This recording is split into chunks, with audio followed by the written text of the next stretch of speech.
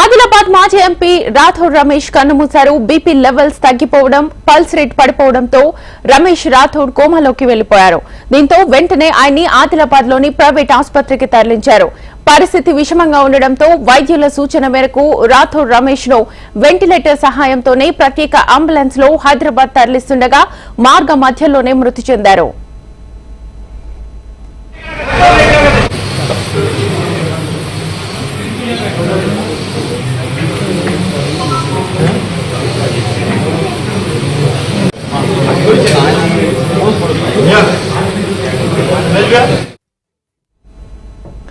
ఆదిలాబాద్ మాజీ ఎంపీ రాథోడ్ రమేష్ కన్నుమూశారు. BP levels తగ్గిపోవడం, పల్స్ రేట్ పడిపోవడంతో రమేష్ రాథోడ్ కోమాలోకి వెళ్లారు. దీంతో ఆయన్ని వెంటనే ఆదిలాబాద్ లోని ప్రైవేట్ ఆసుపత్రికి తరలించారు. పరిస్థితి విషమంగా ఉండడంతో వైద్యుల సూచన మేరకు రాథోడ్ రమేష్ ను వెంటిలేటర్ సహాయంతో ప్రత్యేక అంబులెన్స్ లో హైదరాబాద్ కు తరలిస్తుండగా మార్గ మధ్యలోనే మృతి చెందారు. ఇదే అంశానికి సంబంధించి ఫుల్ డీటెయిల్స్ మా ప్రతినిధి శ్రీనివాస్ అడిగి తెలుసుకుందాం. శ్రీనివాస్, బీజేపీ నేత మాజీ ఎంపీ రాథోడ్ రమేష్ కొద్దిసేపటి క్రితం మృతి చెందారు. ఉదయం ఆరోగ్యం క్షీణించింది. బీపీ లెవెల్స్ తో పాటు పల్స్ లెవెల్ పడిపోయిన నేపథ్యంలో వెంటనే ఇంటి దగ్గరే కోమాకు వెళ్లిన పరిస్థితిలో ఆయన్ని కుటుంబ సభ్యులు ఆదిలాబాద్ లోని ఓ ప్రైవేట్ ఆసుపత్రిలో చేర్పించారు. ఇక్కడ పరిస్థితి విషమించడంతో వైద్యుల సూచన మేరకు హైదరాబాద్ రిఫర్ చేసిన నేపథ్యం. ఇదే నేపథ్యంలో ఆయన తరలిస్తుండగా మార్గ మధ్యలో ఇచ్చోడ ప్రాంతానికి వెళ్లే సమయంలోనే ఆయన మృతి చెందినట్లుగా అంబులెన్స్ లో ఉన్న డాక్టర్లు నిర్ధారించారు. అయితే ఆయన మృతి పట్ల అన్ని వర్గాల ప్రజలు సంతాపం వ్యక్తం చేస్తున్న పరిస్థితి, దిగ్భ్రాంతికి గురైన పరిస్థితి.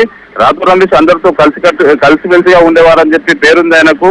జనం మెచ్చిన నేతగా కూడా పేరుంది. ఒక్కసారి ఎమ్మెల్యేగా, జిల్లా పరిషత్ చైర్పర్సన్ గా, అదేవిధంగా ఎంపీగా 2014 వరకు ఎంపీగా కూడా పనిచేసిన అనుభవం ఉన్న నేత. చాలా సందర్భాల్లో కూడా పార్టీలు ఫిరాయించినప్పటికీ కూడా అన్ని పార్టీలో ఉన్న నేతలందరికీ కూడా సన్నిహితంగా ఉండేవారు. ముఖ్యంగా ఆంధ్రప్రదేశ్ ముఖ్యమంత్రి నారా చంద్రబాబు నాయుడుకు అత్యంత సన్నిహితుడు, అత్యంత నమ్మకస్తుడు పేరున్న సమయంలోనే 2014లో పార్టీ ఫిరాయించాలని చెప్పి కేసీఆర్ నుంచి ఆహ్వానం అందినప్పటికీ కూడా చంద్రబాబు మీద ఉన్న నమ్మకంతో ఆయన తెలుగుదేశంలో ఉండిపోయిన పరిస్థితి. మారిన పరిస్థితుల నేపథ్యంలో పార్టీల నుంచి మారినప్పటికీ కూడా ఒకసారి ఎంపీగా 2018లో ఎమ్మెల్యేగా 2 సార్లు పోటీ చేసి ఓటమి చెందిన నేత. ఆయన ప్రస్తుతం అయితే జనం మెచ్చిన నేతగా పేరున్నారు.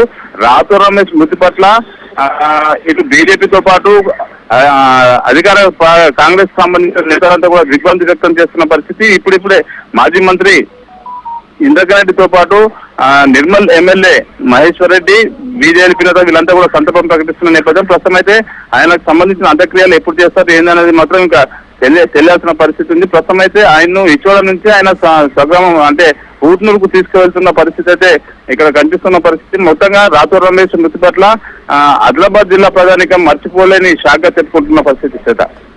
Right, thank you Srinivas.